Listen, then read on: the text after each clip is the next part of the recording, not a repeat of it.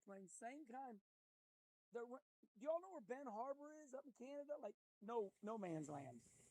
So they're gassing up there, going over to, you know where it's at? Going over to Greenland.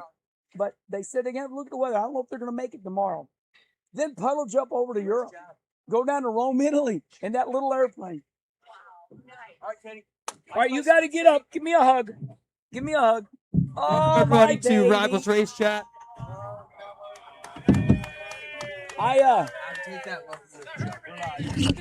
You're looking live. All right. I'm show and tell. She wants me to take her. She wants to take me all over the camping ground.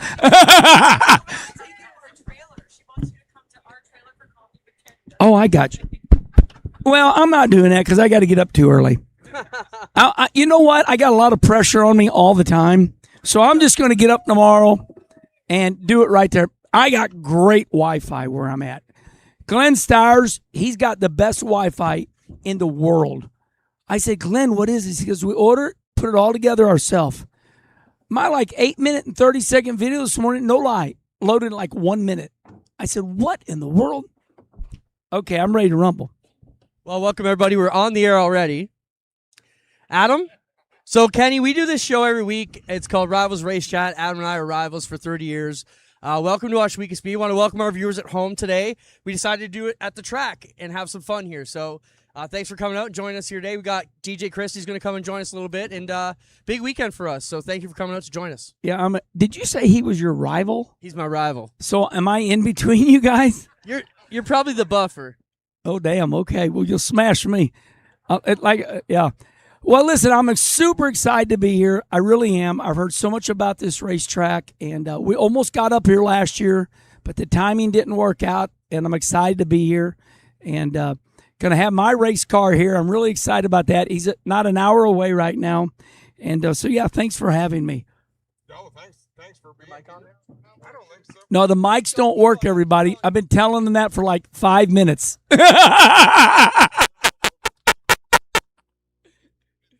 I like you because you're happy. Yeah, but she's awesome. She makes you feel good about yourself. Not working. Yeah, we got this racetrack, Brownstown, Illinois, in Highland, but you can hear this.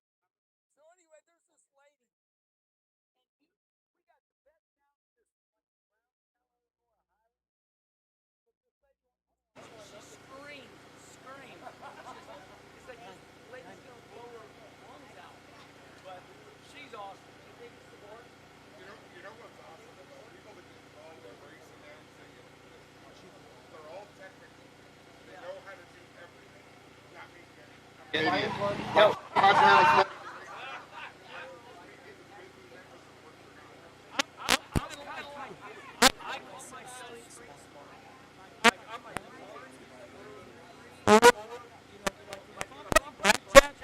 I'm like 10. But other people add numbers in their head. No, I mean, I really am not real smart. I'm just street smart. Hey, I think I wouldn't pick on somebody, but do you really finger count at the blackjack table? I think I heard that, but I want to hear that. Oh, finger count, yes. Yes.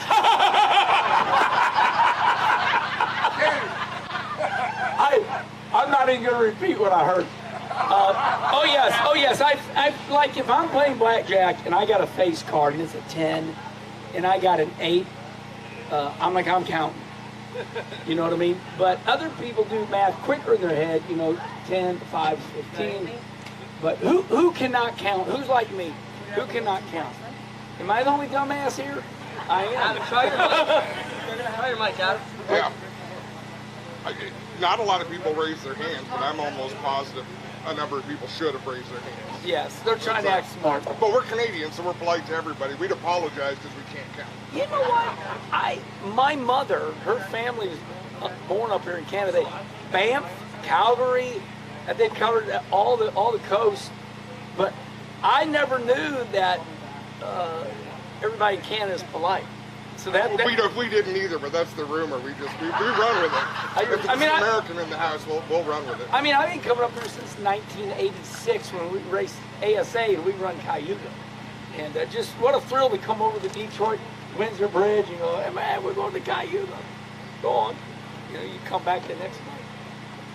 Rusty had huge hair in those years. Did you have the same afro? Oh, Like, yeah. Did all the Wallace boys have the Oh yeah. big hair? Well, afros were the thing back then. If you had straight hair, you wanted an afro. They would go get what you call a perm.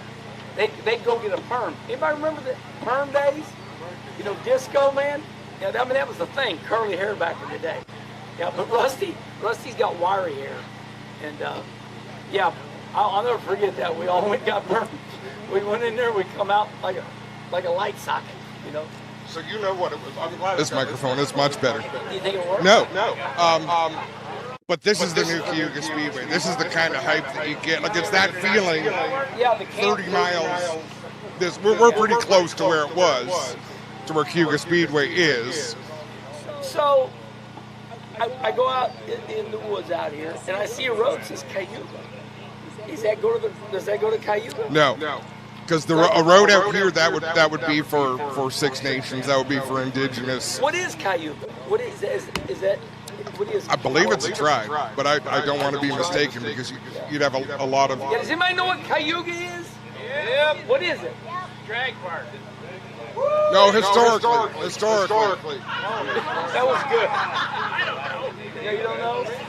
Yeah. It is a tribe, right? Yeah. Yeah, it would be like in America, say Washington Street, we'd say, yeah, that's after George Washington. So it's like, what is Cayuga? It is a tribe. Yeah, badass. That's awesome. But I should know better being here and having worked here for 30 years. I should be better. So please screen your questions so I know what you're about. So let me tell you this. You know, everybody wants to be an Indian because Indians are badass. You know, they're tough. So I got a good friend. He looks Indian. And for his whole life, he's telling me he's Indian. And he looks Indian. And you go in the house and they got the dream catchers everywhere. He comes to me one day, he goes, do you know I ain't got an ounce of Indian in me? I was so bummed out for him, you know? So, yeah, everybody wants to be an Indian because you're an Indian. You look like it. We'll go with that. I am not. I am not, but. Well, see, there you go. That was my buddy. So, yeah, that's awesome. It's all good. We're all racers. While we're doing this, we don't know if we're really doing it or not because they're running around. Hey, cameraman, can you hear us? You can? Oh, damn. So we'll just act like we're really doing it. So to the millions watching at home, they can hear. For the thousands in front of us. Here's what I've learned about this. My buddy John Roberts taught me this. Don't think anybody's listening because if I say something dumb, they'll clip it. And it's as good as live. So when you think you're doing something that there's no viewers, they will clip that son of a bitch, and it will be all over America. Don't say anything you wouldn't say in front of everybody. Yes, I've been down that road. Oh, there's nobody listening. Oh, there's nobody here. And the next thing you know, it's with social media, it's viral. So yeah, like us talking right now, I feel like I'm talking in front of 1 million people because I see a camera, wires. I see Starlink or something. And you're not, unless you say something really outrageous, you're not. But as soon as you say it, then they're watching. Yeah, no, I can get in trouble in a heartbeat. You know, Brother Rusty would say, Herman, he says, everybody likes you. He says, everybody hates me. He says, don't go down that road. So when Rusty got in a fight with, not a fight, but when Rusty spun Darrell Waltrip out, you know, when Darrell said, you can choke on that $200,000. Rusty pulled me in the race shop. He goes, Herman, he said, I wore the white hat. Hey, I think we're working now. You're looking live. You're looking live. Hey, now we feel like somebody. Well, now we're not. Okay, Kenny, you gotta start over. I mean, yeah, right. Hold on. It's all good. I'm doubling my chances. Schrader, I would say, oh my God, this really works now. I would say, you know, we do Herman Schrader. We did it this morning. And you know, we always have issues. I say, Schrader, can you hear me? And that some booger, he'd go. I'm like, stop it! He knows how to jerk my chain. So what was wrong? This is the big story in the garage area right now. What I saw you, he was. I can tell you what it is. Well, We've got the smartest producers in the world. It's the They people. can send us to Mars, but they can't send us to the people that right in front of us. So we can be heard on the moon right now. Yeah. But I like so this. now we're getting there. Now, Hey, Clinton, you're like a DJ right now. I see you mixing it over there. Oh, you be careful, Kenny. On the inside, he's fuming because this is what. So we've done. This is show 323. Probably on 15 of the shows we've had technical troubles, and I'm the one that kind of pokes the bear. Oh yeah, you're like, you dumbasses. You can't even get us on air. Oh man. Hey, y'all want to hear my favorite new song? Yep.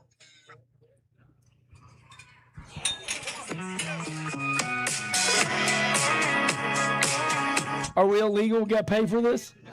Sounds like Charlie.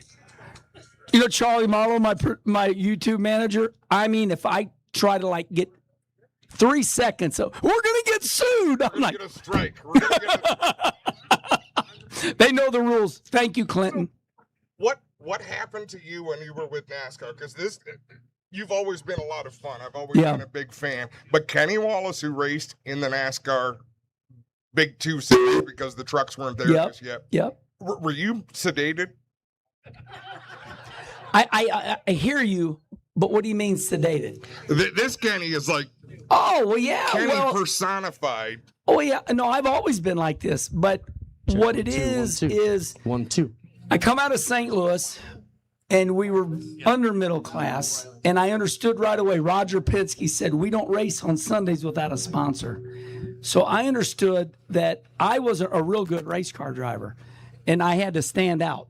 So I had to learn how to give speeches. I had to learn, number one, I'm a salesman because I love racing. So I had to sell product so I could get money because we didn't have any money. So if you want to be a race car driver, you got to get money. So I was always a salesman first or race car driver second. I'd get like $6 million, and I got like Square D was like a $6 million sponsorship. You talk about tough. You just give all the money to the team and say, can I have some crumbs back so I could race? So to answer your question, now the tough times are over. I'm retired, and I'm retired. So now I can just have a good time. I enjoy it. I hope you're happy. Well, I hope you're happy, period. But it's so much fun. That's a great question because sometimes we study people. You know, like I get to look at you. I'm a philosopher, and so is the great Dick Trickle. I philosophize. I love people. So, like, I could look at you and go, damn, that guy looks like a football player. But you're not. So people can look at me and go, oh, he's crazy. But I'm extremely brilliant.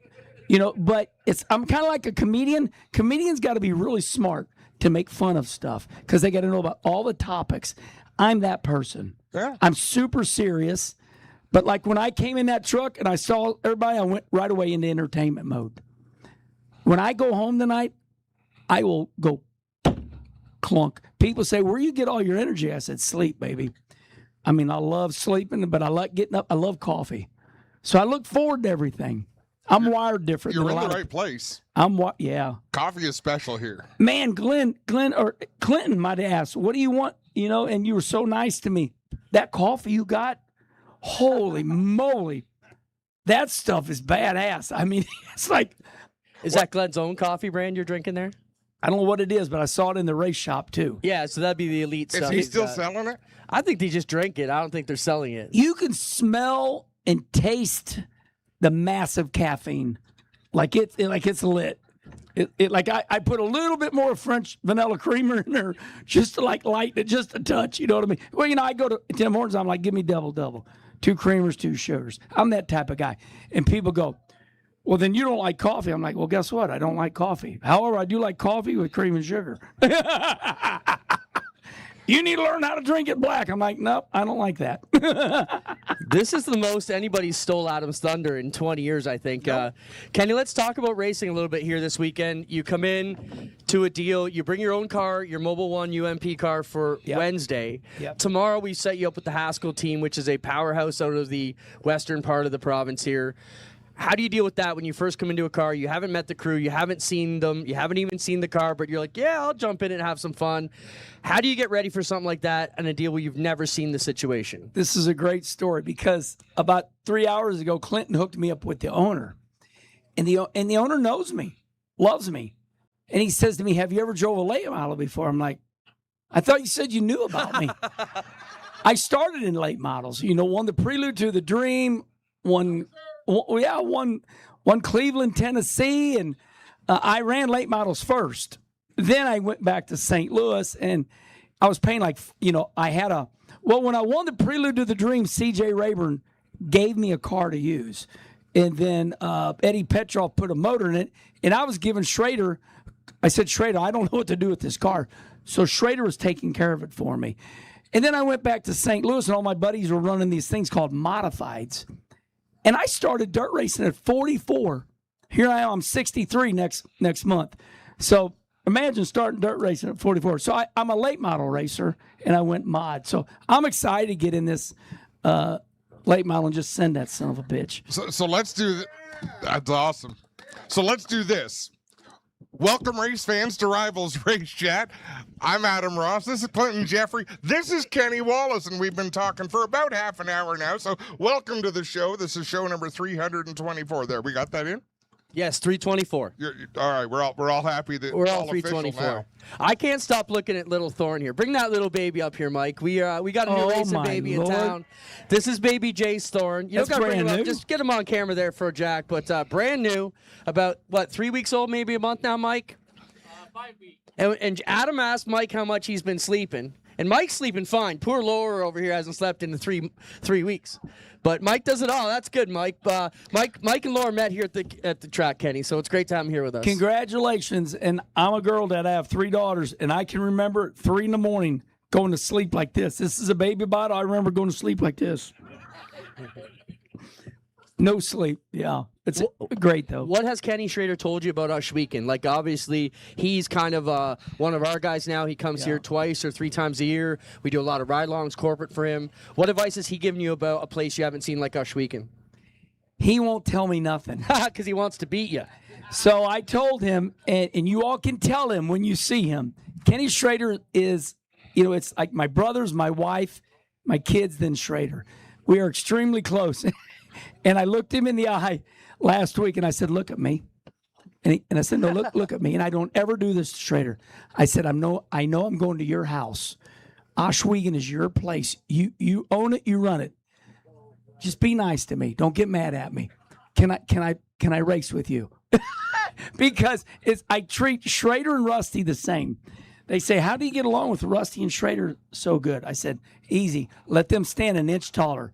They are the alpha males. So I'm here on behalf, I'm here for you and Glenn, but I know Schrader owns this track. I try and let Adam look taller, but there's no choice. He's got me by 7 inches. But yeah, this is Schrader's place. And if I'm leading, I'm going to let off the gas and let him go.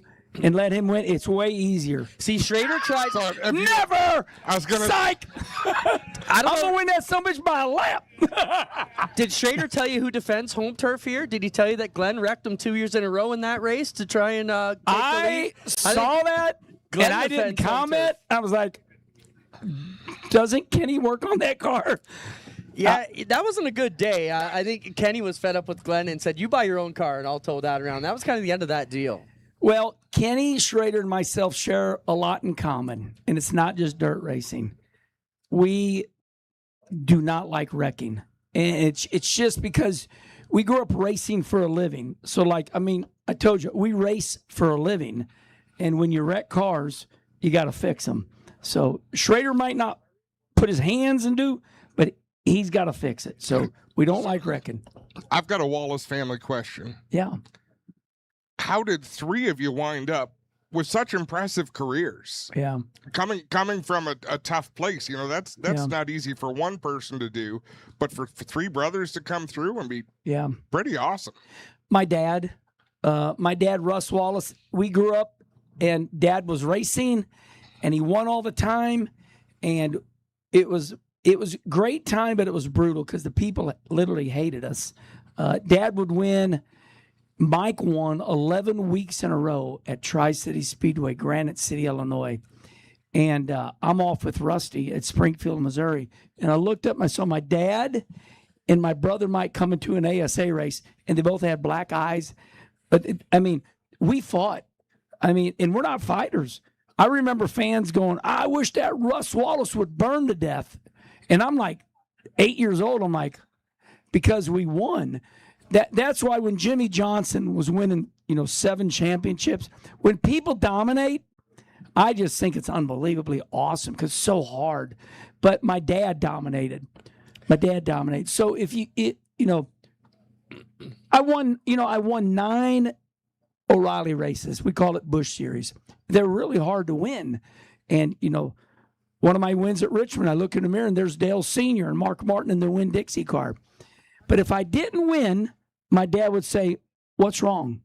I said, "Well, I was tight. I was pushing." "Yeah, but why?"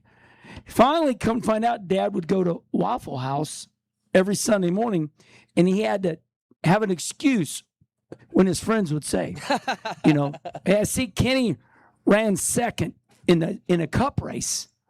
When he filled in, I filled in for Steve Park, and I run second, but I led the whole damn race. Still, at the highest form of motorsports, there's no higher form. My dad still say, "What happened?" So I'm sure all of you remember your father, and you never wanted to disappoint him. So I think the reason we succeeded is, the fear of failure.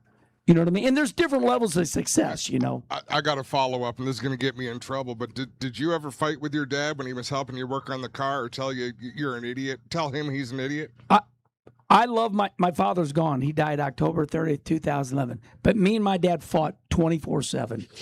Rusty never did. You're off the hook, kid. Adam's son races here, and they fight all the time.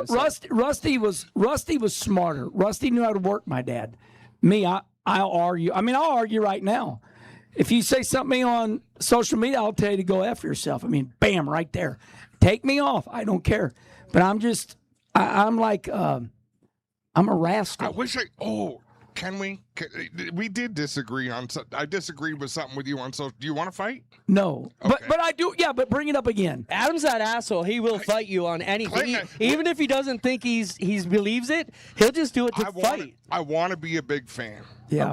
Tell Of who? Tell me that Natalie Decker is the smartest person. No. In NASCAR. Just because she knows. We talked about her on the show, and you. I'll tell you everything about her. I know her and her family really good. Take us to Natalie Decker. No, you know what? It popped into my mind when you said that. I love to fight, and I remember watching your video. Think I don't know if I don't know. Okay, if I agree with that. so here's the deal. Number one, I defend. Okay, there's 1 million people, and they bounce on one person. I'm like, oh my God, that poor soul. There's like all these people on social media that feel like they got to go. You can't drive. You're just a pretty face. Now, I know her family, extremely successful. Well, they won everything in the winter, in snowmobiling, and I raced her at Marshalltown, Wisconsin. And man, when I raced her, she was loose, wheeling that damn thing, and she got out of that car. I'm like, holy moly. So you fast forward. Me, when I know somebody's history, it's hard for me to be mean. So, but she. No, and I don't condone people being mean. What my thought is she needed a Kenny Wallace. Well, she needs a tutor. She needs a mentor. Yes. To help that side, because the battles got really personal online. Yeah. That's why Clinton and I, if we didn't fight, we'd have nothing to say to each other. No, you're 100% right, and I think that's what made me. If you notice, when the 1 million people go on that one person, I defend them. That's fair. And that's just the way I am. You know what I mean? Give it to me. Because she has the tools to sell. To get into the position she wants to, she just needs somebody in her ear. Brad Keselowski 3 weeks ago said, by far, Danica Patrick, the greatest lady racer he's ever raced with. She's the real deal. But, the girls got to, it's they can't even make it.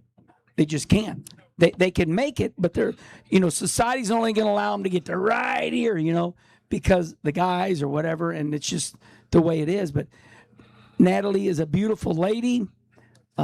She looked at the way Danica did it, and, it's like Sophie Cunningham just said with the Indiana Fever.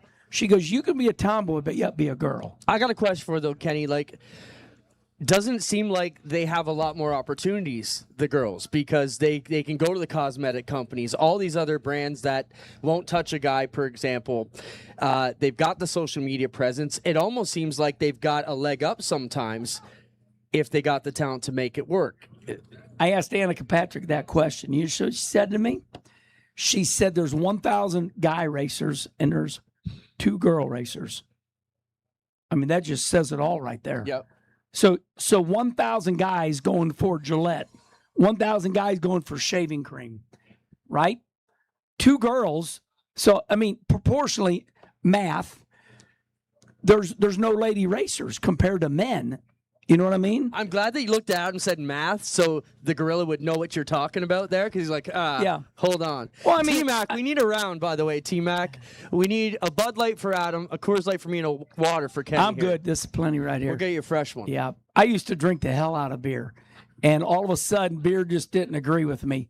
And Well, it agrees with this We, crowd. we don't ever. This is the first time in 324 shows. We don't have a race this night. We don't have to get up in the morning. We're going to have some drinks. We're right across from T-Mac's Bar and Grill. I mean, what more could you want? T-Mac. McCready?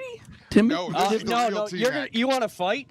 This is the original T-Mac. Oh, really? That's T-Mick, right, T? Can't afford a vowel. T-Mick can't Hey, afford a vowel. That's what Terry says. Did y'all see that Stuart Friesen special I did, Kenny Conversation? You all lit that up.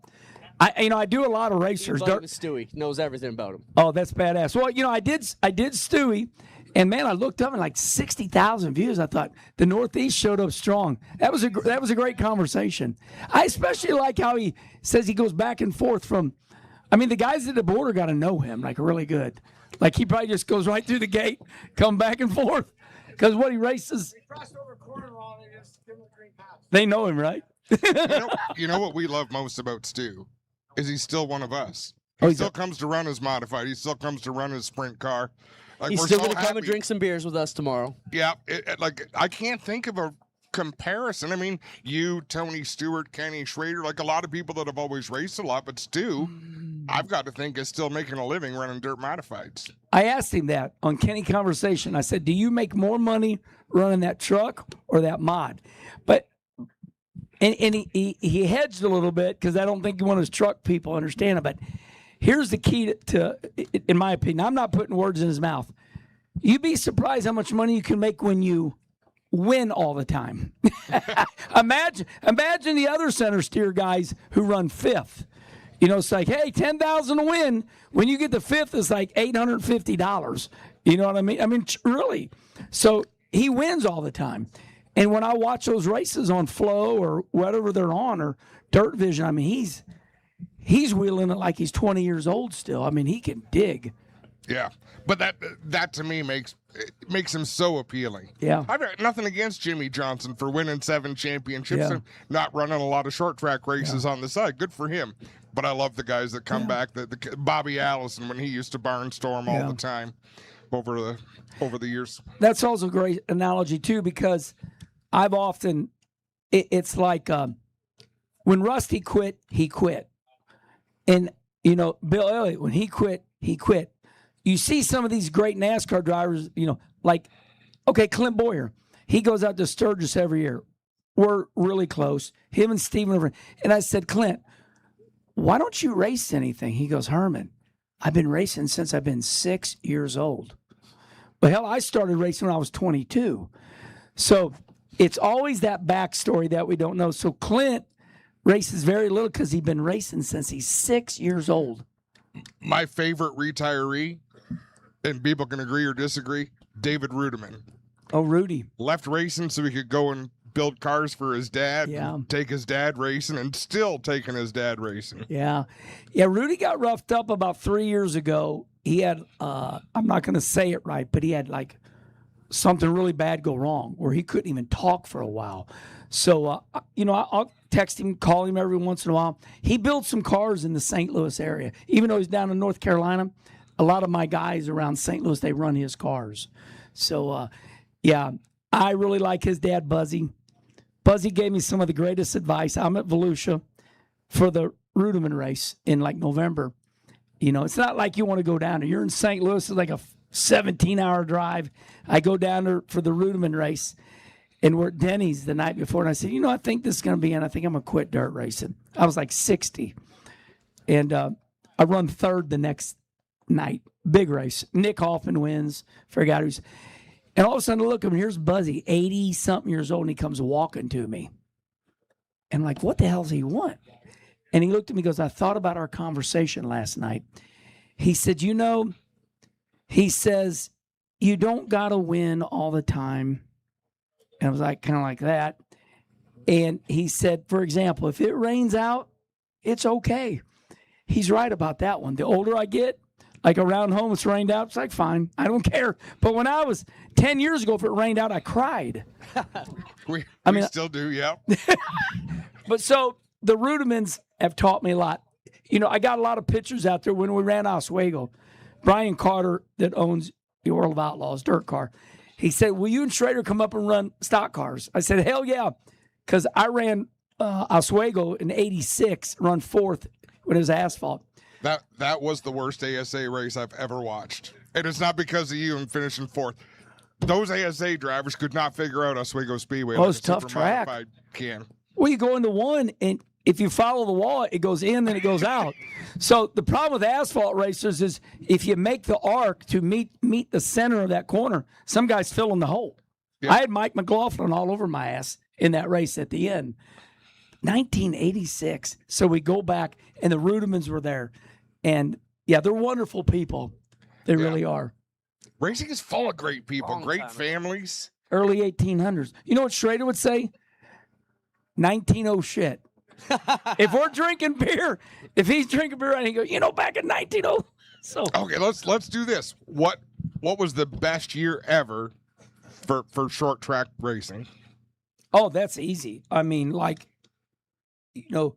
for short track racing, in my world, I would say like mid 80s to right at 2000. That's when dirt racing was through the roof.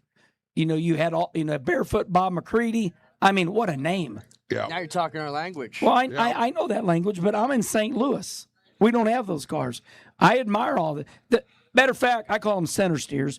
And some people go, well, that's interesting. I'm like, well, you sit in the center, so it's easier. We have, you guys say you got real modifieds. That's fine. But, modifieds is no fenders. That's a modified. So I call them center steers. And I admire them because the heliarc and all the fabrication on, those cars are just incredible. They're through the roof. But, respectfully, they're only here, and that's it. I mean, yeah, you're right. No, well, I know. For us, I mean, we grew up with those center steer dirt type modifieds. Like there are 30 tracks in this region, right. And there's 2 that run the UMP modifieds, Brighton and Buxton. Yeah. Mark and Andrew here from Brighton tonight, so I want to welcome them. But yeah, so for us, we bring them in to draw some of those folks in. But Adam grew up in Elbridge, New York, right in the heart of dirt country, and there was 30 tracks that were all running those exact same rules when we started in this, and the UMP cars were the anomaly when they would come to town once in a while. But it's so regional. It's so regional. I raced all over the world. I mean, I just got done making laps at Nürburgring. I've raced in Suzuka Circuit, Japan, Motegi, everywhere in Canada, and everybody's got a hero. Who's your hero here? Okay, who is he? Who? Gunstires? Yeah, he is a hero. Well, he's my hero. I mean, what he does for this community. This is my first time here. I was like, wow. And I've heard such great stories about Glenn. Putting a roof on somebody's house that can't afford it. But I mean, regional. There is a hero everywhere. Junior Hanley would be the man. Junior, I love Junior. I love Junior.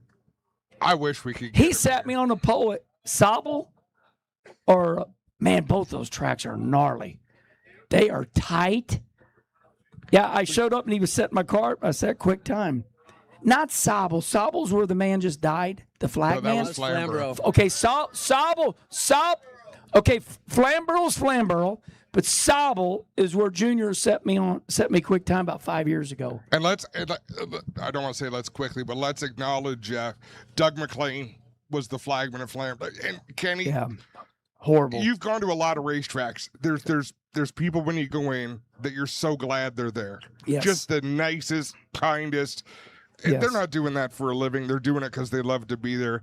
That was Dougie. It was a freak accident. And just horrible. My heart breaks for him, for John Casale and Frank Casale, the owners of the Speedway, because they brought you up there a few years ago.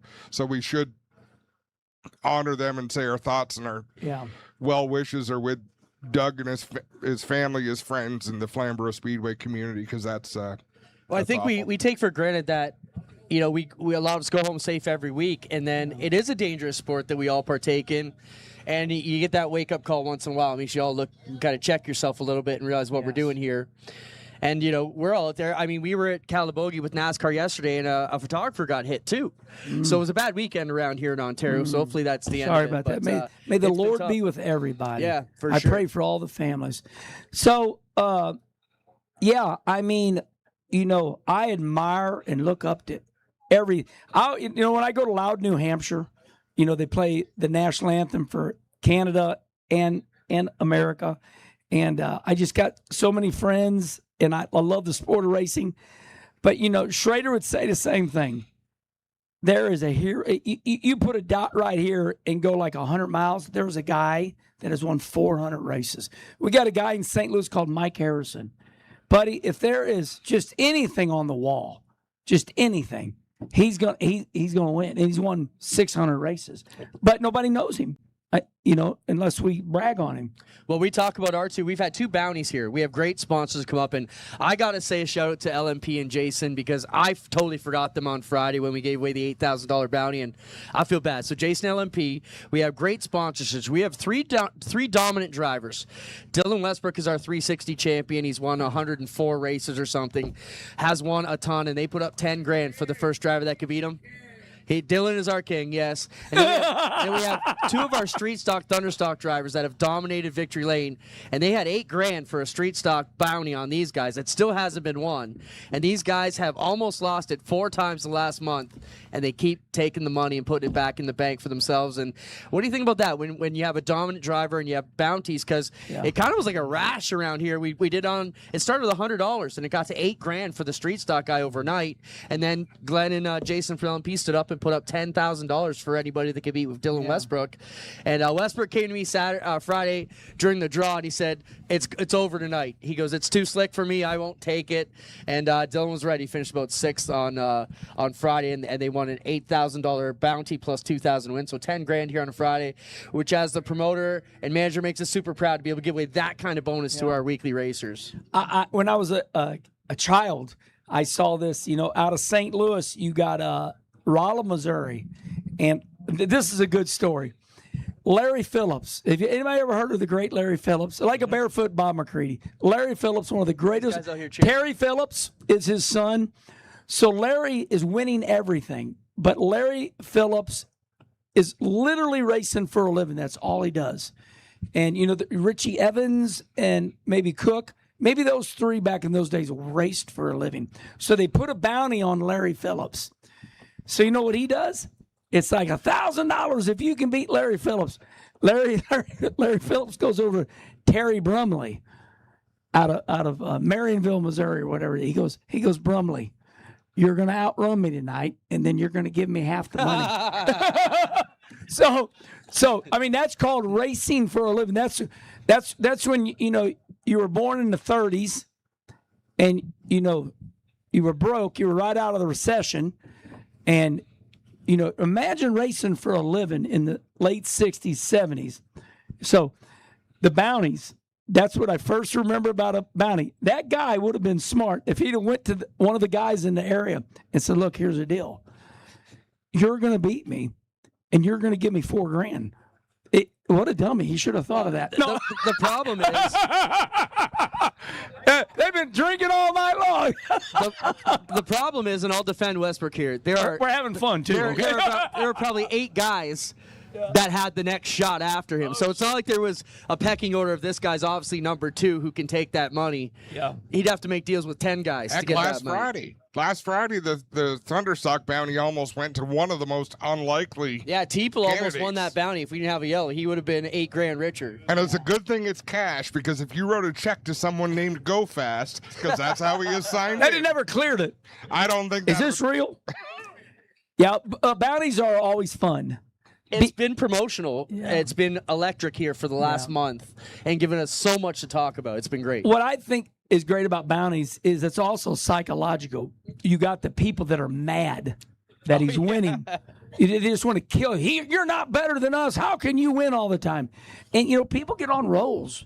I mean, we saw that with Tyler Reddick. How to 3 cup races in a row at the highest form of motorsports. I mean, conspiracy theories were alive about the lawsuit and that they were letting him go. This could be my truck She and might trailer. want you to go home. No, that's my wife. Hold on. Oh, can talk to the wife right here? Hi, Hey, Kim. hey, baby, I got about 100 people in front of me. Talk to me. Okay. Call No, me you cannot. later. Hold on. Say it again. You call me later.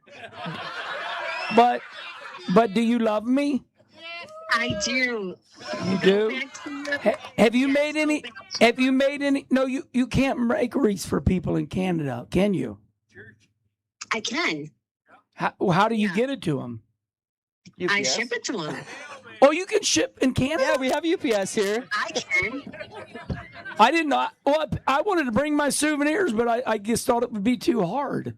I thought they'd rough me up. So what was you? I don't know. I ship wreaths all the time. What was you going to say to me? I was on my way home. I found us a comforter. I think that's kind of lightweight. I've already told them we got new beds. Oh my God, I know. I cannot wait to sleep on it tonight. Make sure that comforter's not too hot, not too cold. The one we had, I got to rip it off through the middle of the night and have all the fans on.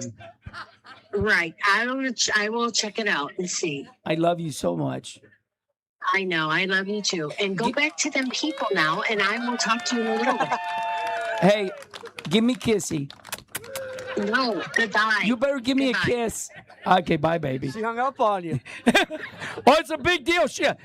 Because it's like I told you, it's like, okay, this is something. We're racing Summer Nationals, and we're in Brush Creek in Ohio, and I mean it's 4 a.m. We stop at this Motel 6, and this buddy of mine says, I said, oh man, this place is shady, and he says, Herman, I learned something. He says, before you get in that bed, lift the trouble, turn 1. So anyway, we stop at this Motel 6, and my buddy says, lift the sheets up, turn the bed over, look, blood, air. I mean, yeah. So, yeah, when you stop at a sketchy hotel, I slept on my jeans that night. Yeah, sometimes, yeah. But anyway, so that's the way my brain works. When I'm thinking about a new bed and everything, I'm like, our bed was clean, but it was just done. It like this, Man, has anybody bought a good king-size mattress lately? Holy crap. Pricey. You really do, because when you get older, you want to sleep good. And no matter if you put 8 grade on it or not. That thing. She told me, I'm like, too much money. But we spent it. So it's a big day at the Wallace house. New bed, new comforters. I can't wait to get home, feel all fresh. I'll pick up 2 tenths on the racetrack because I sleep better. See? So you made some jokes about it, but Schrader, will you run him twice as hard as you run anybody else? So I just don't want to touch him. I mean, I'm gonna race him, but it's just easier if he outruns me. But That's the saddest thing I've I'm not going to let him outrun me. Does it make sense? It does. It's like, no. Kenny Schrader is 72 years old, and I just cannot believe what he can do at that age. But he comes in the garage the other day, and I'm pressure washing. I do all my own work. I won't hire anybody because I don't want to have to fire him. But Schrader's just braver than me. He's got like 3 full-time employees. When he comes here, do y'all see it? He's got a tribe. I mean, and he's got more friends. We could be going through Boston. He'll go, get off this road. I know Louie over here. I'm like, he knows everybody. I love Kenny Schrader with my life. No, we're going to race hard. I've been teasing with you. No, we're going to race hard. I want to win, but I'm a racer. Hope for the best. Prepare for the worst. So, Are you going to split first? Are you going to split first and second with Schrader? Was the question. Are you going to do the bounty with him? no, here's where he gets me back. I'm trying to think how to answer. Here's where Schrader gets me back. There's so many stories to say, but let's say I were to win. He would get me back. Like, we'd be somewhere to eat, and he goes, you're buying. So yeah, I buy lunch every time I go out to the shop. I go, I'm buying, and then he invites more people. Then he goes, the bill's like $130. He goes, I got the tip. So yeah, he's awesome. I mean, it is Kenny Schrader that got me dirt racing. I said, Kenny, please teach me how to race dirt. He looks at me and he goes, you're right in the middle of your NASCAR career. Why do you want to learn how to run dirt? And I looked at him, I said, because A.J. Foyt and Mario Andretti, A.J. would be on the pole for the Indianapolis 500 on Sunday. Saturday night, he's at Indiana Fairgrounds, A.J., with an open face helmet on, handkerchief, and just on the cushion. I'm like, so I didn't want to be a one-dimensional driver. So you're wearing an open face helmet tomorrow night? Is that the moral of the story? Let's put it in headlines. Kenny's going to wear an open face helmet tomorrow night. Man, I'll tell you what. I don't know if anybody remembers the World Finals. You know, the center steers would go down there. That's when they didn't put the wood chips in that red clay. And you'd be running third or fourth in the red clay was knocking drivers out, busting their jaws. Billy Moyer circled. They said, what the hell's he doing? He got knocked out. Oh, really? Who? Jimmy said Humpy Wheeler put wood chips in the track. And I think they got Dr. Dirt, and they got people up here. But the moral of the story is open face helmets are cool until you get bitch slapped. It's like, where's my full face helmet? Yeah. So, yeah. So you almost want to be A.J. Foyt. Oh, yeah. You want to be most of A.J. Well, Put the neck down. It's kind of like Wilkesboro. I want to go back to the old days. Okay, give me your phone. You know, give me everything that your flat screen TV. You know, give me all that. That's a good point because I've never climbed into a cup car, but I love looking at older model cars. Mid 80s was the 60s. Do you ever look in those cars? Like, how did I allow myself to climb into that? Like, there's nothing in there. There's a couple of belts to hold yourself down with. Okay, I'm going to answer that. Who's got a hot rod? Who's got a 1960 something?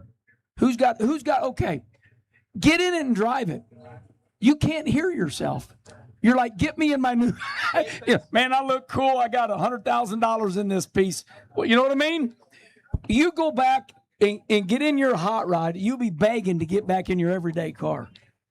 I mean, how did you hold your heads up? Oh, I look at pictures. There's a trading card of me out there, and I'm in my Busch Grand National car. It looks like I'm sitting in this chair. We're all like this.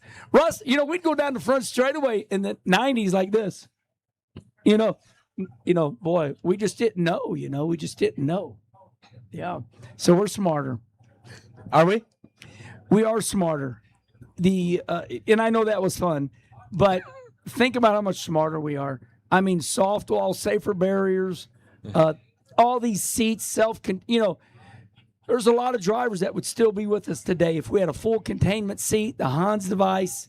We killed a lot of drivers that would not have been dead. Well, Jason Leffler, he didn't have, they hit him and he went like this, and there was nothing here. So, well, even if you go back to your dad's era at that point in time, you didn't know if the guys were all going to make it home every night, which is crazy to think back. And back to A.J. Foyt, one of my favorite stories. I think Chris Economaki told it many years ago. CBS, they sent the producer out, we're talking in the 60s, to go get an interview with A.J. Foyt. So they go to the dirt track, and A.J. walks around in the morning, does a lap, and Chris Economaki's telling the story, and he says, A.J., you go around the track, you take a good walk around there. What do you learn from doing that? And he says, well, I realize I can't run good till I can't take a good crap in the morning till I walk for a bit. And that was the interview they gave him. And they had to go back to CBS, and that's what the producer brought back from the great A.J. Foyt was this line. A.J. was mean. Yeah. I mean, and I learned something about the old guys being mean. It's right out of the recession, they had to make a living. It was no nonsense. And most people back then were mean because they grew up poor. And they had no time for play. And Larry Phillips was like that. Rusty's a lot like that. I mean, I know a lot of people that were just, and they made their kids like that. It's like, why you mean? Well, my dad was mean to me. It's like, oh, okay. So, yeah, I just took some pictures because Brody said he's 15 minutes away. And you know what's funny? I thought I was just coming over to meet some people. I didn't know we were doing this because he says it's like 7:50. He goes, okay, we're ready for you. I'm like, ready for me for what? I didn't know we were doing a show. Well, during COVID, Adam and I started this talk show just to kind of kill time, and it started on Tuesdays. Now we are 324 shows in. That's badass. A lot of you guys watch us every week. We appreciate that. It's been a great experience, and it's a great way for us to just go out and talk about all the stuff. And it's a little bit of inside baseball. We talk about what we go through. I love baseball. Promoting the track and get everything going. And I just want to make a note for tomorrow. Okay, weather-wise, yeah, we got some shit in the air, but we're gonna do our best to get it in. We got all these great people here. Yeah. So for anybody watching at home, we are full steam ahead. Our team is ready to go. It may take us a little bit later to get the track dry, but we are going to race tomorrow night. We're going to get it done. Wednesday looks fabulous. So for anybody watching at home here, and Spencer, we got to have some people watching at home, I would assume, right, Spencer? Yeah? Okay. Clint, you know what I learned about dirt racing? When I first started dirt racing, it's too hot, it's too cold, it's too windy, the track's too wet, the track's too dry. You sound like my inbox on a Monday with all the drivers bitching. I'm like, I don't know if I want to run dirt if there's that much bitching going on. You know what I mean? My God, it sounds like a farmer. I hear it Mondays. The track we had to go left. It was dusty. The dirt was brown. We get every bitch complaint you could ever imagine from. And then there's this guy named Rusty Griffall in Festus, Missouri. Rusty's the gnarliest dirt racer. I mean, he's a dirt racer through and through. There could be holes and craters. He don't ever. It's dirt racing. If you've raced enough dirt, you're going to see rubbered up tracks. You're going to see it all. Give us your line, Adam. It's the same for everybody. Thank you. That's what I want. Go do it. That's what Schrader would say. Yeah, I've learned that. Were you racing the night at Volusia where they canceled for wind this winter? Yes. When those cars blew into the... Well, for the sprint cars. Yeah, us. Yes, us. That might have been... They pulled the sprint cars off the track, and they put the first modified race on the track. I was in staging. I might have been the third heat race. So you watched them blow into the... But I've also seen Volusia canceled because of cold. You know, and I've also been in Phoenix, Arizona, where the Cup cars were getting ready to qualify, and sandstorm. I mean, you know, you go out to Phoenix and the wind gets to coming, and I mean, you know, dirt tornadoes. But yeah, I've seen a little bit of everything. I got a question for you. So around here in this past month, we had extreme heat. And me being the manager, we have to make that decision. We had a lot of pressure to cancel because of heat. We wait all year for this weather in Canada. I don't care how hot it gets. We are not canceling. We are not canceling because of heat. Then this week we had a smoke storm come in with all the wildfires, and the air was bad here, and we got a lot of pressure to cancel on Thursday, and we didn't, which it turned out to be a beautiful night. But what's the craziest thing you've ever heard a racetrack cancel for, maybe in all your years? Weather prediction. Where they just cancel early? Well, what happens at home, they bitch and moan horrible at home. I mean, and I don't care if they see this or not, I tell them, I say, you guys whine so bad. So what will happen is at home, let's say we run 6 straight weeks. We've run 6 straight weeks, and it's summer. It's 100 degrees. It's humid. And those pop-up storms, and they'll go, you know when you look at the Weather Channel to say thunderstorms, it's like, oh, damn, it's going to rain. You'll look at the local news, and they'll say, it's going to rain. And, you know, the people that own our racetracks don't have any money. You know, they can't. Yeah, we don't have any money here either. You guys are very fortunate. So at home, we cancel on massive weather prediction, and you should see Facebook. But I think it's terrible. Okay, so here's my theory on that. But you have to. They do. I feel that if we start canceling on our fans because it looks shitty on a Wednesday for a Friday night race, in a couple weeks they're going to look at the weather and they're going to cancel on us because they're going to say, oh, they're going to cancel. So our theory is to hang in until it's actually raining. Glenn has a rock. Pick any rock, and he says, is the rock wet? Until the rock's wet, we are racing. And I told him, even if your rock is wet tomorrow, we're still going to work. We're going to work it through. And I'll tell you something. First of all, let me back up. You said, what's the craziest thing I've heard canceling? Weather prediction. So that's your answer. The great thing about the World of Outlaw sprint cars, it could be a damn monsoon, but their tires are this big. Their wings, I was at Gas City and it was hailing. It was sunny, and I pulled in. It's 100 degrees, Gas City, Indiana, and it's hailing. Like, shh.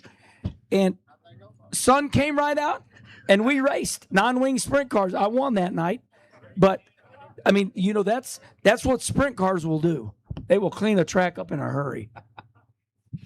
It's the world of outlaws. You've been to a racetrack where sprint car drivers will go work a track in? Oh, no. Hold on.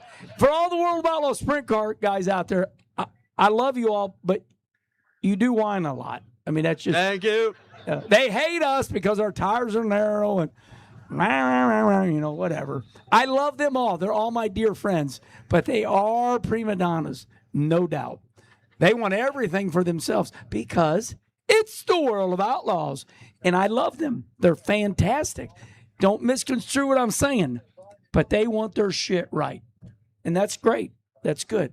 But they're here, and they are number one, and that's the way it ought to be. So they deserve whatever they want. If it's too dry, you are going to hear it. Oh, yeah. The wetter, the better. What's your take? What's your favorite track? I know track's the same for everybody, but if you've got your way, Volusia. Is it hammer down? Oh, no, dry. You want to pedal? Yeah, well, the perfect track. You want a moisture ring around the bottom. You want a moisture ring around the top. You want it dead dry in the middle. I mean, that's the premier dirt track. You've seen that. I feel we had that here Friday. Our track finally peaked at the right time. We had a great track here Friday. We take a lot of shit here with our teams because they want it tackier when the Outlaws come in. They feel we should be seeing the speed of these cars. I'm with you. I prefer when it gets slick and glassy, and I feel it saves cars, and we don't, we send everybody home on the trailer that way instead of taking shit out in the box all the time. My favorite World of Outlaws sprint car driver when it's real dry is Donnie Schatz. He can make. I said, Donnie, what is it that you do? He does something with his braking or whatever. He makes it where his car won't get sideways. People can make their car tight with their driving. And Donnie, I watched him. It was burn up at the World Finals, and I watch him just drive that thing like asphalt.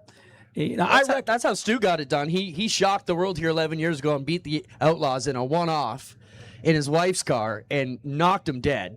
She's a badass. Friesen fans here tonight? Yeah, of course we got Stewie fans here tonight. Stu will be down with us tomorrow. He's picking up Christopher Bell at the airport, and how great is to have those guys come in. And we take a bit of flack sometimes for bringing in the stars, and why do we do that with the Outlaws? But we feel gentlemen like yourself, Christopher Bell, a lot of fans around here realize they watch them on Sunday, but they don't realize what we have here. So it gets the local NASCAR fans off their couch to come realize, I didn't realize this was going on here. And it's probably the best compliment we get from anybody who comes here for the first time. I drove up and down Chiefswood all week, didn't realize what was going on. And what you'll see when you get here tomorrow is it's going to be a city unto itself back there every Thursday and Friday with our micro sprints, which are very healthy too. It's been great. And is that the small track? Yeah, so that's our push-off track. We race. I shouldn't call it micro sprints. We changed it to outlaw carts. Familiar. We do something terrible here at Ushweek, and if you're a sprint car fan, what is it? We push them off in the back. We don't make people wait while they push them out on four-wheelers and park on the track and chat with their driver for a couple of minutes, and then push off on the warm-up track. When the track is clear, whole heat's rolling. I'll be darned. Get the hell on the racetrack. We got places to go. Yeah. Well, let me say this about bringing NASCAR drivers in and some of the locals getting jealous or mad. Rick Hendrick said it best. Rick Hendrick said, I'm selling cars. And I took Jeff Gordon's name, and I said, Jeff, can we make a deal? I'm going to put it's Rick Hendrick's dealership. And he took Rick Hendrick Chevrolet off, and he put Jeff Gordon Chevrolet. Sold a lot more cars. Oh, yeah. Sold a lot more cars. So, works. I mean, it's I talked to Christopher Bell yesterday. We were at driver's introduction. They introduced me, and I introduced Carson Osevar. And me and Christopher smiled, and I said, man, we're going to Oswego, this is awesome, So then Ryan Priest and myself, those are Priest, Christopher, you got the racers, right? Oh, yeah. They're just racers. So I'm excited to see Christopher up here. And Ryan Newman, we talked this morning. He's all in. maybe you can explain this. How is it possible that Ryan Newman has never run a World of Outlaw sprint car? Yeah, he's a non-wing USAC guy. But he's he's a sprint car legend. And balls, buddy. I'm gonna tell you what. We started racing in NASCAR, and he come by me 5 wide going into 1 at Pocono. And then I watched videos of him. I'm like, oh, that's why. You grow up in a non-wing sprint car, that's like seeking death and destruction. I mean, those guys, they flip like a dog getting a hold of a rat. I mean, when they start flipping, you think sprint cars flip. Nothing like a non-wing. So those guys, they're nervy. They're a special kind They're of a special. special kind. Ken, you know who Carlton Reimers is? I don't. He runs the World of Outlaws, and I just have a missed call from him. So I wonder if they didn't like you called them prima donnas 5 minutes ago. Oh, they know what I mean. No, that's okay. But it's true. So, a lot of them went to the Blue Jay game tonight. One of my sponsors is Richard and Jennifer Marshall. They own high limit cars, World of Outlaw cars, and they're awesome. But they like their stuff right. I mean, I find a lot of dirt racers don't want any of their stuff dirty. When you look at when you look at some of those, you go by every one of those World of Outlaw sprint car haulers and look up in there. There's dirt nowhere. They wash 24/7. You see it on social media. Yeah, they don't want nothing dirty. For sure.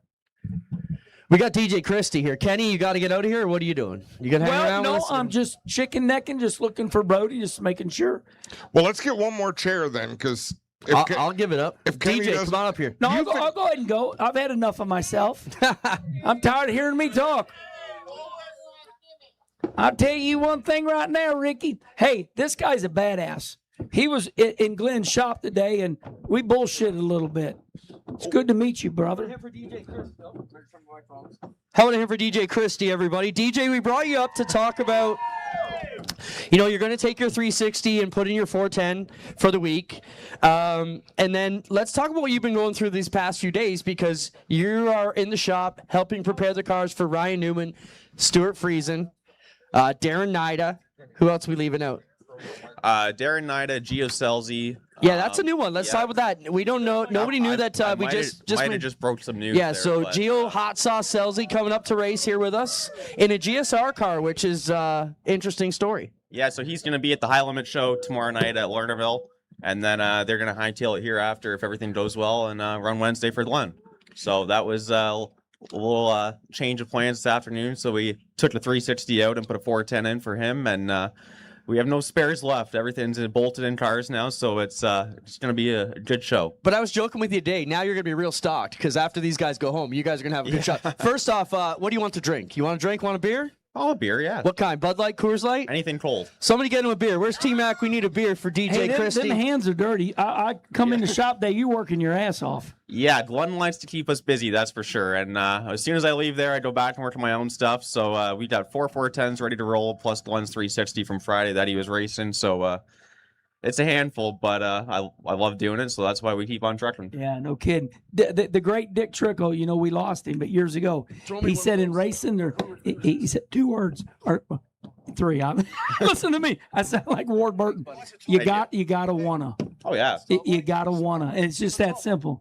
You see, you want it. Oh, yeah. Glenn texted me yesterday and said, are you stressed out yet? And I said, absolutely not. It's my favorite week of the year. So, yeah. Because it's over. As soon as it gets going. Yeah, we're planning on doing, tomorrow and Wednesday here, and then I'm going to go to Ransomville with High Limit, and then we might run Friday at State Line with High Limit too, but then we're going to Weed Sport with the Outlaws for 2 more days. Ransomville. I've heard that a lot. Where's that at? It's just across the border in Niagara Falls. You would have seen it if you circled Niagara Falls in the plane. It was there? It's not far, just across the border. Yeah, good stuff. I've raced in NASCAR my whole life, and I have never been in a shop like Glenn Steyer's. That floored me. I mean, that's like a kid in a candy store. It's like, I want to drive that car, that car, that car. Everything you've ever wanted is in that shop. Unbelievable. Yeah, it's awesome. It really is. It is a treat to work at, and I'm very blessed to be able to work there for him. So, do you think you guys are going to build? I mean, do you build them and sell them? Oh, yeah. Oh, see, I didn't know that. Those frames are built in the back shop there that you walked through today. Yeah. And you know what really impressed me today? These good-looking girls. Heliarching those things. I mean, those are You trying to Wait a minute. They got girls working the shop, And buddy, DJ? they are. Yeah, we they do. Are, Yeah, they're one of, the top, heliarching. one of the top welders is a young lady. How many of them are? There is 2 of them now. Yeah. Yep. Yeah, I And don't they're- go in the back. I'm not allowed to go to the back and room they're there. pretty tomboys. Yeah, they're good-looking girls. It just floored me. I like stared for a little bit. I'm like, that's rare and awesome. We just sent Dave to find out where the lights are here. All these lights Natalie should be coming on Decker. any minute. man. Yeah. No, and I hope it's clear. I meant no disrespect by that. No, you're awesome. Because I love the attention she's able to get. Yeah. Just needs a little bit of racecraft, Yeah, like a no. little bit of. You know what? You're 100% right. You're 100% right. I wish I had that opportunity. There really wasn't for a big, Come on. freaking grizzly bear-looking Canadian. You ever There seen was- Brian Ruhlman? Yeah, yeah. There you go. I mean, my talent level also had a little bit to do with things. Who's that? That's Johnny Longboat. Brody! Here he is, ladies and gentlemen. My son-in-law drove the car all the way up here. Come on, Brody. Come on in here. We turn the lights over, Brody. He brought the lights. Hold on. Hold on. Just stay right there for a minute. Thank you, Brody. Appreciate it. So, Is he really your son-in-law? Or is that just what you call him? hey, I smell dope. Who's smoking a joint? Everybody around here. So Brody Everybody around Brody here. is more of a racer than me. Brody builds. He's got a company called Fusion Karts. He builds outlaw karts like Rico and Kyle Larson used to race in. You know your jigs in the back with the holes in them. Yep. He's got 2 jigs and he builds those karts, sells the hell out of them. And I asked him. I said, "Man, I need a favor. Will you bring my stuff up to Oshewegan?" So thank you, Brody, for leaving your company. We're going to run Fairbury after this. So, yeah. Brody Pompey, Pompe. Yeah. DJ, how do you feel? You're coming in, and you have a bit of a swing here because we have the Outlaws coming here for 2 nights. But then we have high limit racing all around. So it's become kind of a 4-10 swing, right, for the last week. Like, are you guys going to go to Ransomville and these other high limit races? Or are you just sticking with the Outlaws? Or what does the plan look like for you guys and, a lot of our locals in the next week? Me personally, I'm going to race until we're pretty much out of stuff. So we're going to. So that could be tomorrow or next year, right? We could do a few days if it went south, but hopefully everything goes well. So yeah, like I said, we're gonna go to Oshewegan 2 days, Ransomville, maybe State Line with High Limit on Friday, and then Weed Sport with the Outlaws for 2 days too. So yeah, I'm pumped for it. It's gonna be busy, but I have a lot of people behind me that are willing to help out and support and take time off work to help us live the dream. So yeah, that's one of them right there. DJ, last fall, the night before the Nationals, you won. Now, they're twin features, so it's basically half the field, but it felt like you were on the right trajectory. Oh, for sure. This year, you can win everywhere, but it hasn't happened here at Oshewegan yet. Where have you won? You've won Buxton, you've won Merrittville. We have won everywhere but a Friday night out of Oshewegan now. So that's the one thing Is that that's in your head? hindering- Oh yeah. Kenny, Yeah. Kenny, how does DJ get out of his head here at the Big O? He can win everywhere. Not think about it. Just, I've learned that some of the biggest races I won, I didn't expect. Yep. They always, they'll you'll be running like 6, and all of a sudden it's like, why am I passing everybody? we saw that at the King's Royal. Yeah. Yeah, Macri come out of nowhere. It's just like he was holding back, and then right at the end, he Through just the turned it out. middle. Yeah, when nobody else was running through there. So I think So that's you. I think the racetrack's going to be like that these next 2 days too. Like Friday, it blew off, and we tried something in the heat race so we could learn something for this week. So that didn't work, but then we tried something else for the feature, and we started 10th, and we came up to 6th. So it was all right, but now we know what we got to do. Where does your confidence sit? Especially here. Like, obviously, when you win anywhere, it's got to help. It's got to help. But how do you feel as a racer right now? Coming into this year, I feel a lot better than I did last year, just because we've been running so much more this year. Like I think we're up to almost 20 races this far this year, and usually that's what we do in 1 year. So yeah, we're just gonna keep on trucking and do as many races as we can possible. Luckily, Glenn has helped us out a lot with engines and whatnot, and parts and anything we need to go racing. So yeah, we're just hoping to obviously put in the show, but I think we can manage top 10 if everything, like all the stars align, and if not, who knows what we can do. DJ, so let's talk about this. Now you're doing all this extra work for Glenn. is that helping your program, or is it taking away from the time you got to put into your own stuff? Oh, it's helping 100%. The people I talk to now that I have contacts on my phone that I never thought I ever would. Kenny, let's talk about that. How important people are in racing? Because you can have money, you can have the equipment, but the right people get you where you got to be, right? I didn't start driving a race car till I was 22. my first dirt race in my life, I was 44. I'm 62 now. I was a fabricator mechanic. I was a Cup crew chief. I was a Cup crew chief for Joe Ruttman in the Levi Garrett car, 1984. So I was a fabricator mechanic forever. Then I became a race car driver. But I wished I could have started when I was 6 years old. Like DJ? Yeah. Right. But here's the deal. When I did get racing, I got really good deals because I was Rusty's kid brother, and everywhere he went, I was right next to him. So that's what Glenn will do for you. Yeah, for sure. That is what that's what way I look at that. Well, it's pretty cool to say I'm getting phone calls from Ryan Newman and Stuart Friesen nowadays. Yeah. Yeah, exactly. Yeah. You just No, it's badass. I see that name pop on the up on my phone. I'm like, oh, that's cool. And I'm showing my dad and bragging, and he's jealous. Yeah, and then they'll see you out tomorrow night, and they're like, oh, damn, he's a real deal. I don't mean to cut you off. I feel the same way when Schrader calls me. Calls me out of the blue, yes. like, oh, damn, I'm important. Schrader just called me out of the blue. Adam, what's on your mind? I don't know. Nobody important. You're the most important person that calls me, and I feel a little inadequate right If now. I'm the most important person that calls you, we got to get you a better Rolodex, buddy. Hey, I got to say this. Okay, you're super young. Have you gone to YouTube yet and put in Kenny Schrader Eldora open wheel midget? I have not. You'll look at him differently. I'll find it for you. What does that mean for us? Tell us why we should go look up that up. Oh, my God. As I that- mean, you look at Schrader now, it's like, oh, legend, but you don't concept it. Go to YouTube, put it in, and I mean, open wheel midget, running 200 mile an hour, and they thought they were high. And I mean, he's just buzzing around them. I mean, he'll fire up a champ car right now and roll off. I mean, it's sad because when you look at somebody like an AJ Foyt right now, he's all broken down, but buddy, and when they were your age, they were friggin' unbelievable. Yeah. Yeah. We'll get that video for you. Yeah, we should. I was talking to Newman today, and I said, like, are you worried about this or anything? And he said, if I was worried about it, I wouldn't be doing it. I think I can be. Yeah, exactly. He ran non-wing. Exactly. So no, he'll be fine. He was testing at Maryville tonight, and I saw videos, and I think the front wheels were off the ground more than they were on the ground tonight. So I think he had some fun. Kenny, I want to actually. I'll go with both of you. We'll start with DJ. What's the best win of your career? Maybe one you didn't expect, and I don't care if it was when you were 6 years old. Like, what was the one that felt the best?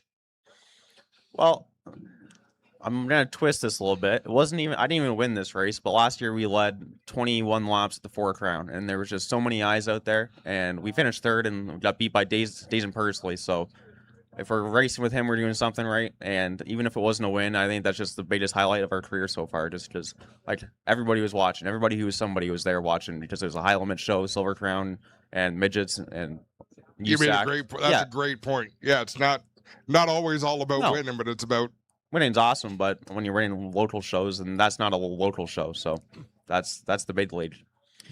DJ, I want to. Sorry, Adam. Go. I want to hear Kenny's answer to that. Well, I started dirt racing at 44, and I love dirt racing. It saved my life. I would say, kind of like him, went to Volusia 2012 Speed Weeks, and we had 7 nights, and there was 100 cars every night, and I won 3. My car was just awesome. First night I won, Herman wins. Second night, Herman wins. And then the third night, I got a picture in my phone. Tony Stewart and Schrader came to my hauler, gave me a beer. And Tony goes, okay, the first night you won, all right. He said, I had to come down the third night. Never forget it. Kind of like you, I'm just doing my deal, digging, checking my toe, making my, doing all my stuff, as a race car driver, dirty hands. And they come up and acknowledge me as a dirt racer because I'm not a dirt racer. And so that would be it. That's Volusia. awesome. That's awesome. Yeah. I was just going to talk, DJ, about the talent level we've got here, because we used to get 70 cars at the Nationals. Now we get 50. And my theory is because our guys used to be easy pickings when the big dogs in the 360 world would come in. Now our Schweeken guys are so freaking tough to beat that we put up $30,000 last week. A 2,000, what was it? A 10,000 to win show and $1,000 to qualify, Kenny. $1,000 for last. Yeah. And we got one extra car. Yeah. And normally we'd be insulted by that, but I think it's because the level of competition we got here, it's not easy pickings to come in and even qualify for us. So talk about, DJ, about how the level around here has improved in the last even 5 years, that guys like, our top guys, Dylan, the Turners, yourself, Dryden, you guys can win at Eldora. You can go anywhere. And Oshweekend guys are not easy to kick their ass anymore. Oh, for sure. I think we see a lot of different tracks here at Oshweekend. Like, some nights it is rough and some nights it is slick. So I think we did the best of both worlds there. But when we were at ESS Speed Week a few weeks ago, I was talking to a few guys, and they said they don't enjoy coming here anymore because they used to come here and just wax us, and now it's changed. It's the other way now. So we beat up on them, and they just don't find it fun coming anymore, which is a big testament to us and you guys, of course, and everybody that's put work into this place, and drivers too. But yeah, it's just, I don't know. It's just a different kind of look at the way we do it here now. Like, we can go anywhere, it seems. Like, even when we went to Volusia this year, there was a handful of us that went. Me, Nick, Glenn, and Ryan went, and we weren't outdone or anything. Like, we held our own, and it was a lot of fun. I'm excited to go back next year now that we have a little bit of notebook. Who knows what we're going to do? I see this all the time. You paid all that money. You thought everybody'd come. Dirt racers are weird. Thank you. They want to make money, but they won't race for it. So is there another dirt track around here? Oh, yeah, we got a few. Okay, so what they'll do is they'll go where they can cherry pick. So, like, if they don't want to race him, let's say it's $30,000 to win, but they know he's here, they don't care about the money because they know they can't win anyway. They'll go to Buxton where there's 13 cars. They'll that's where I just won. They do it all the time around home. Yeah. They do that all the time around St. Louis. We had this. Sorry, Kenny. No, go ahead. We had this controversy. I don't know if you've come across this before, but a few drivers got disqualified, modified racers from Merrittville for dope tires. Yeah. They all said we did not dope our tires. Merrittville lost one of its biggest names and another prominent team. And there was a lot of talk, this will be the end of that place. No, the division grew like crazy because they the know Dominators they don't got to race them. And dirt racers lie because they go, it's about money. It ain't about money. It's wherever they feel. That's why in dirt racing now, like Volusia, the mods, we'd show up here 130 modifieds. And when you won the feature that night, you were the baddest son of a bitch there. Now they do 6 features a night, and the car it's bigger because now I can win an easy feature and get a friggin' gator. Gators, I don't understand that. The gators I got, they're real. Like 130 cars. I do not like the little gator and big gator. Yeah, it's bad. You either win a gator or you don't. Yeah. Well, it's the same thing here. Yeah. They don't care about $30,000. They're going to say they care, but they're lying. They're going to go where they think they can get a cheap win. I agree. Wait. Kenny, I know you got to get out of here. We appreciate you joining us. Thank you. How about a hand for Kenny Wallace? Join us here, everybody. I was going to leave earlier, but that man made me stay, that guy right there. Thank you, Kenny. Hey, have a great week. We appreciate it coming out. Merry Christmas, everybody. Merry Christmas, everybody. We'll go on for a few more minutes here with DJ, and then we'll get everybody back to drinking. Adam needs a beer. Someone's got to have a Bud Light for the big guy. Thank you, Clinton. DJ, let's talk about your week. What are your expectations? What do you feel you can leave here and be like, yeah, I hit the marks this week? Obviously, trying to knock Gravel off is a high goal here because he was dominant both nights last year. But what would be a good night for you to go back and be like, hey, we were fantastic tonight? Well, when we went to Port Royal earlier this year, we parked beside Gio Selzy, and his girlfriend said to him, "Who's DJ Christie?" I want to change that. That's a good goal. Yeah, I want people to know our name a little bit more and just see that we're out here doing something. How has it been? So a lot of people may not know that you'd gone to work for Glenn Steyer's Racing, and a lot of what you see, because we notice different GSR cars every Friday night or at every different event. And if that's going on, you probably had a hand in turning wrenches on it. Oh, yeah.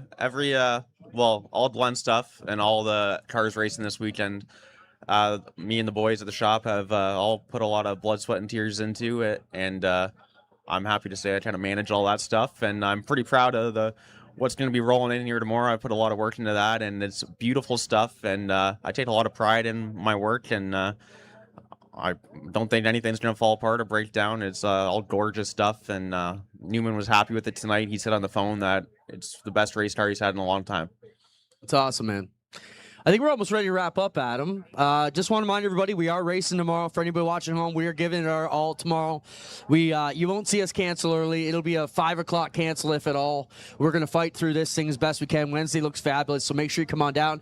We got lots of campsites still available in the blue lot, and it's going to get packed here, Adam. I think in the next day or so, we're going to fill this place up. We've not brought any more star power, so it's been great. And I mean, how do you follow up on last year's performance? And DJ, what did that do for you? Watching Dylan Westbrook, watching Corey Turner that qualified. Even Jordan into Thomas the dash, had a good run too. right? Like, what does that do for you? Saying, okay, I run with these guys. Yeah, it's guys we race with every week. So if they can do it, we can do it. We don't have any less equipment than they do. So yeah, it's just about how you qualify, I think, and if you can put yourself in a good position, and even if you don't qualify well, you can make up for it at a place like this, because it's not going to be just hammer down over one lane. It's going to be all over the racetrack, and I think some of the outlaw guys might struggle with this, because it's not what they usually see, and it's a little bit different, and yeah, I think we're going to excel. It's a ton of fun for us, because like I say, we get to bring people in to what we feel is one of the best dirt tracks in the world. We're bringing in the best dirt racers in the world, and our local talent can go toe-to-toe with them. So we appreciate what you guys are doing. The whole group of you pushing each other to go faster. Yeah, like I said, it's my favorite week of the year, so I'm pumped for this week. It's just going to be a lot of fun. All right, awesome. Anything else, Adam? No, I think that's it. Thanks so much for everyone coming around and hanging out with us. And to Kenny Wallace, who, whether he had a microphone or not, he was ready to come up here and do some talking. It's great, everybody. Thanks for going. We'll have a great time, and appreciate you hanging out. Let's go by the campfire and have some fun. Thanks to our crew tonight for hanging out. Thank and you guys making for this having one me. work. Thanks, DJ, for coming in. We'll see you guys tomorrow. It's going to be a great night.